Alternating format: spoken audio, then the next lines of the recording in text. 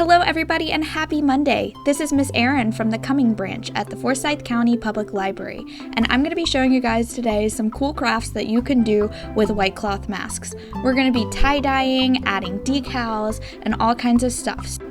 So stay tuned if you want to learn how to get crafty with 2020's latest fashion accessory.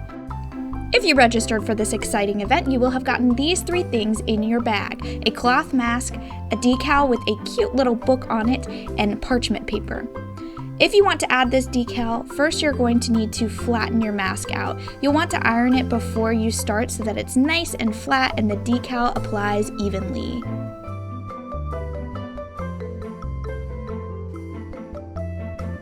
Once the area you want to apply it to is nice and flat, you'll place the decal face down onto your mask. Next, you'll put the parchment paper over your decal and begin ironing. And it does take quite a bit of time, so be nice and patient and the reward will be great.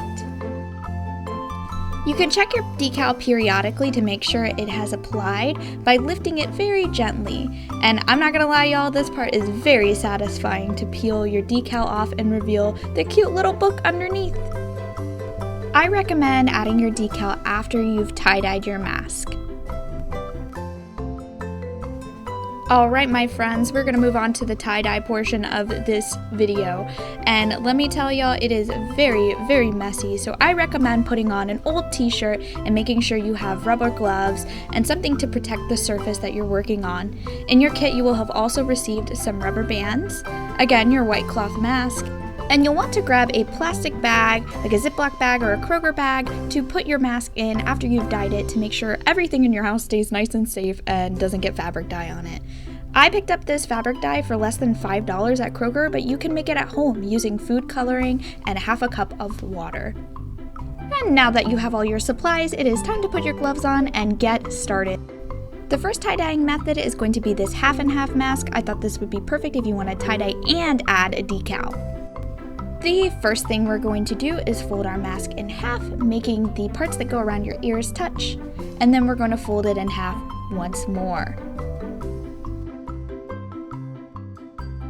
Next, you'll want to fasten your rubber bands around your mask so that you get that sort of crackled effect. We're going to put ours once around the side and then once around the top so that it makes sort of like a plus sign or an X sign, kind of depending on how you're looking at it. We're just going to crisscross these rubber bands. And then we're going to go ahead and saturate our mask completely using just one color.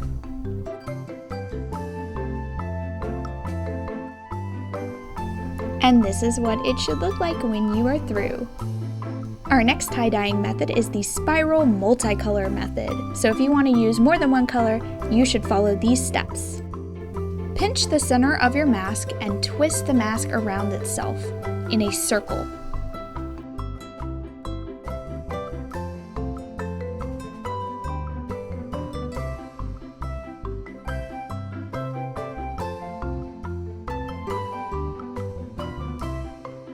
You'll put the rubber bands just like you did for the last method in a crisscross fashion.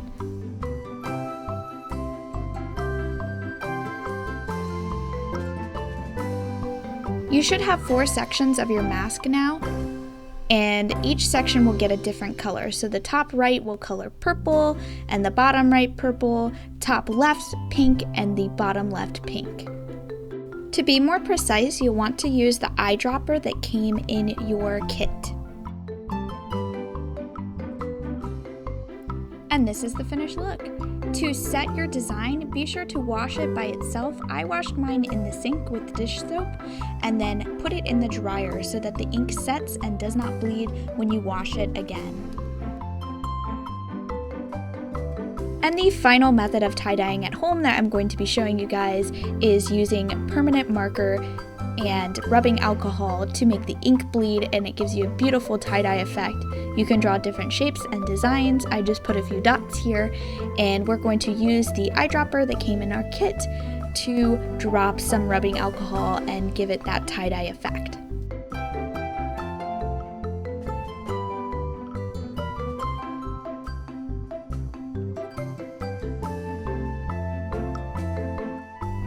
You can use different shapes and different colors, like see here I made a heart. This method is fantastic for those of you who are good at drawing, unlike myself, and I'd love to see what you guys create, so be sure to send us pictures.